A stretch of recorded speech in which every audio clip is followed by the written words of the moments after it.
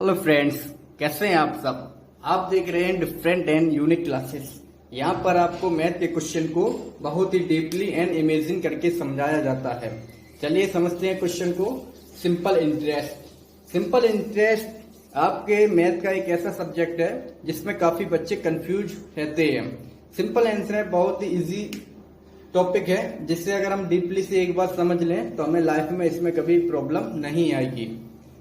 Interest आपको पता है दो तरीके का होता है, कंपाउंड और सिंपल। सिंपल इंटरेस्ट में होता क्या है, इसको आप डीपली से समझने के लिए मान लीजिए आपने किसी से 100 रुपए लिए। आपने किसी से कितने रुपए लिए? 100। सिंपल और कंपाउंड दोनों को पहले समझ लेते हैं। सिंपल और कंपाउंड, आपने किसी से 100 रुपए लिए हैं, यहां पर भी आपने 100 रुपए लिए हैं, ठीक है। अब सिंपल और कंपाउंड में होता क्या है, अब मान लीजिए उसने आपको 10% पर दिया है, 10% मंथली, 10% मंथली, ठीक है। 10% मंथली का मतलब ये है एक मंथ के बाद आपको 100 का 10% उसको एक्स्ट्रा देना होगा एक मंथ में। 2 मंथ के लिए लिया है तो आपको 2 मंथ का 10% के हिसाब से देना होगा। जैसे यहां पर पहले मंथ में अगर हमने उसका केवल 1 मंथ यूज किया है, सिर्फ कितना? 1 मंथ, तो 1 मंथ जब हमने यूज किया है तब उसको बैक कितना देंगे? 100 प्लस 10% कितना हुआ? 100 का 10 इक्वल 110 रुपए पहले मंथ में। अगर मान लो हमने तो उसको 2 मंथ यूज किया है, उसके रुपए को मैंने 100 रुपए लिए उससे, और 2 मंथ बाद अगर हम उसको वापस देंगे तो हम 100 रुपए तो इसके यही देंगे जो मैंने उससे लिया था, ठीक है। और 10% कितना हुआ है? 10। अब 1 मंथ का 10 हुआ है, इसलिए 2 मंथ का कितना होगा? 20। तो यहाँ पर आपको देने पड़ेंगे रुपए 120। इसी तरह के तीसरे मंथ में उसको कितने देने पड़ेंगे? 1 मंथ का 10% है 10 रुपए, 3 मंथ का कितना हुआ? 30 रुपए, आपको वापस देने होंगे 130 रुपए। 4 मंथ बाद अगर आप वापस दोगे उसको देने पड़ेंगे आपको 140 रुपए। 5 मंथ बाद अगर वापस दोगे आप तो आपको देने होंगे 150, ठीक है। यहां पर आप देखो, आपने 5 मंथ तक रुपए का यूज किया और आपने फिर उसे वापस कितना दिया? 150 रुपए। कितना आपने वापस दिया? 150 रुपए। यहां पर आप एक बार नोटिस करो, आपको प्रति मंथ ओनली 10 रुपए एक्स्ट्रा लग रहा है। 10 रुपए लगा, 2 मंथ बाद दोगे 20, 3 मंथ बाद दोगे 30, 4 मंथ बाद दोगे 40, 5 मंथ बाद दोगे 50। इस तरीके से सिर्फ और सिर्फ यहाँ पर आपको मंथ जितना आपका इंक्रीज होगा उसी हिसाब से 10% के हिसाब से आपको रुपया ज्यादा देना होगा। बट कंपाउंड में यहाँ पर ऐसा नहीं होता है। कंपाउंड में क्या होता है, जैसे आपने 1 मंथ के हिसाब से उसने 10% दिया है, पहले मंथ में आप दोगे उसको 110 प्लस 10 इक्वल टू 110 रुपए। अब 1 मंथ में आप उसको 110 रुपए देंगे।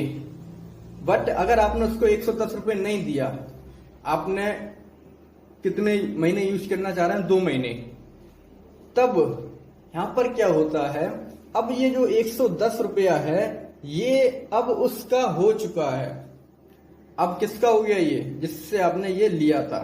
इसलिए अब जो नेक्स्ट मंथ में आप पर ब्याज लगेगा, सेकंड मंथ में, वो आपको 110 का 10% देना पड़ेगा, 11 इक्वल 100। यहां पर बात समझना, यहां पर क्या फर्क है, यहां पर आपने जितने मंथ लिए थे उसी मंथ के हिसाब से आपको 10% देना पड़ रहा था। पहले मंथ में आपने वापस दे दिया तो 10 रुपए, दूसरे मंथ में दिया आपने 20 रुपए, तीसरे मंथ में दिया 30, चौथे मंथ में दिया 40। यहाँ पर परसेंटेज 10 के हिसाब से ही ब्याज किसका लग रहा है? ओनली 100 रुपए पर, सिर्फ कितना? जो आपने उससे मेन लिया था। बट कंपाउंड में ऐसा नहीं होता है। कंपाउंड में आपने 1 मंथ का 10% आपसे लग रहा है, इसीलिए पहले मंथ में जो आपका बन गया रुपया 100 प्लस 10% 110। अब ये 110 आपका नहीं है, आप इसको अगर आगे यूज करोगे तब आपको 110 का ब्याज देना होगा। यही फर्क होता है कंपाउंड और सिंपल में। फिर से समझो, आपने 100 रुपए लिए, एक मंथ आपने यूज किया 110 रुपए, अब उसको आपको कितने रुपए वापस देने पड़ेंगे? 110।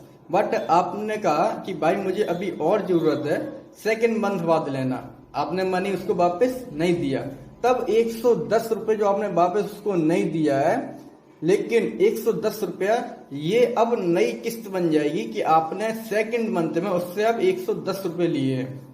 जो 110 रुपए उसका बन गया है ये अब उसका ही माना जाएगा, इसलिए मेन अब जो आपकी रुपए हो जाएंगे वो होगा 110 रुपए। फिर आप पर ब्याज लगेगा 110 रुपए का, ठीक है। 110 रुपए का 10% 11 रुपए, आपको टोटल 2 मंथ बाद कितना देना पड़ेगा? 121। अब मान लो अभी आपको पेमेंट की और ज्यादा जरूरत है, तीसरे मंथ भी, अब उसको देने कितने हैं? 121 रुपए।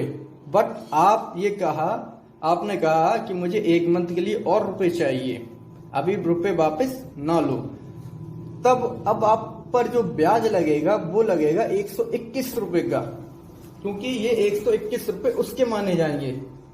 रुपए अभी आपके पास है बट ये 121 रुपए जिससे आपने लिए थे उसके माने आएंगे, इसलिए अब ब्याज लगेगा आप पर 121 प्लस 10% 12.1 इक्वल आपका हो गया ये 133.1। तो यहाँ पर आप एक बार नोटिस कर रहे होंगे, जिस हिसाब से हम कंपाउंड में मनी मिलता है उसका टाइम होने के बाद वो मनी नई राशि के रूप में परिवर्तित हो जाता है। जैसे कि यहाँ पर देखो 10% पर लिया, 110 हुआ एक महीने का। अब सेकंड मंथ में अब ये 110 का चलेगा, अब सेकंड मंथ अभी आप यूज करोगे तो 110 का आपको 10% देना होगा। अब आपने सेकंड मंथ भी यूज कर लिया, 10% दिया आपने, 121 हो गया। अब अगर आप तीसरे मंथ भी यूज करोगे तब आप पर 121 का 10% लगेगा। तो सिंपल और कंपाउंड में ये फर्क है, आपने इसको समझ लिया है। चलिए अब क्वेश्चन पर चलते हैं। क्वेश्चन में देखिए, क्वेश्चन में कह रहा है 2000 का 10% वार्षिक से 10 ईयर का ब्याज कितना होगा। इसमें एक फॉर्मूला होता है, काफी लोग फॉर्मूला याद कर लेते हैं, फिर जब फॉर्मूला भूल जाते हैं तब फिर प्रॉब्लम आती है कि अब हम क्या करें, किसका मल्टी करें, किसका भाग दें। इसलिए हम कभी फॉर्मूला आपको याद नहीं करवाते हैं, हम डीपली से समझाते हैं जो आपको हमेशा याद रहे। सवाल को समझते हैं। आपसे कह रहा है 2000 रेट का 10% वार्षिक, यहां पर वार्षिक के हिसाब से दिया हुआ है, ठीक है। तब 2000 का 10%, अब परसेंटेज आपको बताया था हम किस तरीके से निकालते हैं। 100 जिस नंबर की बात होती है उस नंबर में होते हैं हमारे 100 परफ्यूम, इसलिए 100 परफ्यूम 2000 रुपए, इसलिए 10 परफ्यूम 200 रुपए, 10% इक्वल टू आ गया आपका 200 रुपए, ठीक। आपको हमने बताया था परसेंटेज वाली वीडियो में, जिस नंबर की बात होती है वो नंबर हमारा कितना होता है? 100 परफ्यूम का रेट। अब 100 परफ्यूम आपके 2000 रुपए में आ रहे हैं, 10 परफ्यूम कितने के आई है? 200 रुपए के, इसलिए 10% कितना हो गया? 200 रुपए। अब ये वार्षिक है, कितना है वार्षिक, आपको एक साल बाद 10% देना पड़ेगा 200 रुपए। अब ये पूछ रहे हैं 10 साल बाद कितना देना पड़ेगा। एक साल में 200 लग रहा है, 2 साल में कितना लगेगा? 1 ईयर में, एक साल में आपसे कितना लग रहा है? 200। 2 साल में कितना लगेगा आपसे? 400। 3 साल में कितना होगा? 600। इसी तरीके से आपसे 10 साल बाद कितना लगेगा रुपया? 2000। अब इसका फॉर्मूला समझते हैं। यहां तक आपने समझ लिया। फॉर्मूला आपने पढ़ा होगा साधारण ब्याज का फॉर्मूला। आप फॉर्मूला बनाने वाले बनो, फॉर्मूला याद नहीं करो, फॉर्मूला बनाओ, जिससे अगर आप कभी भूल गए तो उसको कैसे बनाओगे। फॉर्मूला होता है आपका इंटरेस्ट बराबर साधारण मेन वैल्यू मूलधन multi rate multi time divide 100। अब यहां से अगर हम निकालें इसका आंसर देखो कितना आएगा। मेन वैल्यू कितना है? 2000, रेट कितना है? 10, टाइम कितना है? 10 और 100। देखो आपका आंसर कितना आया है? सेम आया ना। अब आंसर सेम आया है, लेकिन आप ये फॉर्मूला कभी भूल भी सकते हो। अगर ऐसे डीपली से समझ लोगे तो आप फॉर्मूला बना भी लोगे। तो फॉर्मूला बनता कैसे है, यहां पर देखो आप, यहां पर सबसे पहले हमने 10% निकाला था। सबसे पहले मुझे क्या करना पड़ा था, 10%। 10% कैसे निकला था आपका, 2000 में डिवाइड लगा था 100 का। 2000 में कितने का डिवाइड लगा था, 100 का। तब कितना आया था, एक परफ्यूम का रेट। एक परफ्यूम के बाद हमने 10 का मल्टी किया। अब यहां पर देखो, ये मेन वैल्यू है आपकी, ठीक है। 100 का डिवाइड लगाया मेन वैल्यू में। मेन वैल्यू आपकी कितनी है, ये देखो आप, मेन वैल्यू कितनी है आपकी, 2000। 2000 में कितने परफ्यूम है, 100। 100 का डिवाइड लगा दिया, कितने परफ्यूम रह गया, एक, ठीक है। एक परफ्यूम रह जाने के बाद फिर उन्होंने किया, आर का मल्टी किया। आर मतलब 10 परफ्यूम, 10 परफ्यूम का रेट मल्टी किया है, तो ये कितना निकल के आया हमारा, 10 परफ्यूम का रेट। 10 परफ्यूम का रेट निकलने के बाद ये कितना हो गया, 1 ईयर का। अब उसके बाद क्या किया उन्होंने, टाइम का मल्टी। यहां पर भी तो टाइम का मल्टी हो रहा है। 1 ईयर का आया कितना, 200। 10 ईयर का कितना हो गया, 2000। सिंपल है ना। तो आप क्वेश्चन को इतना डीपली समझो जिससे कि आप इसी टाइप की कोई भी क्वेश्चन हो उसमें कंफ्यूजन ना हो। फॉर्मूला आप याद करोगे, आज नहीं कल भूल जाओगे, इसलिए फॉर्मूला आप याद नहीं करो, फॉर्मूला बनाओ कि फॉर्मूला बनता कैसे है। और डीपली समझोगे तो आप और भी क्वेश्चन सॉल्व करना सीख जाओगे, और फॉर्मूला याद रखोगे तो कोई क्वेश्चन आप सॉल्व नहीं कर पाओगे। जैसे कि यहाँ पर हमने डीपली समझा है, इसमें एक ट्रिक भी होती है, यहाँ पर और भी बातें समझ लो। जैसे कि यहाँ पर दिया है वार्षिक, ठीक। अब यहाँ पर आपको मंथली दे सकता है। मान लो 10% आपको एक मंथ में लग रहा है, और आपसे पूछ लिया जाए एक साल में कितना लगेगा, तब यहाँ पर आपने बात उसकी समझी। क्या बोल रहा है, एक मंथ में 10% लग रहा है, और एक साल का पूछ रहा है। और एक साल में कितने होते हैं हमारे, 12 महीने। एक मंथ में आपको 10% लग रहा है, फिर हम क्या करेंगे, 10% हमने निकाला 200, और एक साल का पूछ रहा है। एक साल का कितना हो जाएगा, एक साल में आपके कितने मंथ होते हैं, 12, 2400 रुपये हो जाएगा इसका, ठीक है। इसी तरह मान लो आपसे अगर क्या दिया जाता है, यहाँ पर वार्षिक 10% वार्षिक है, और 24 मंथ का बताओ कितने, 24 मंथ।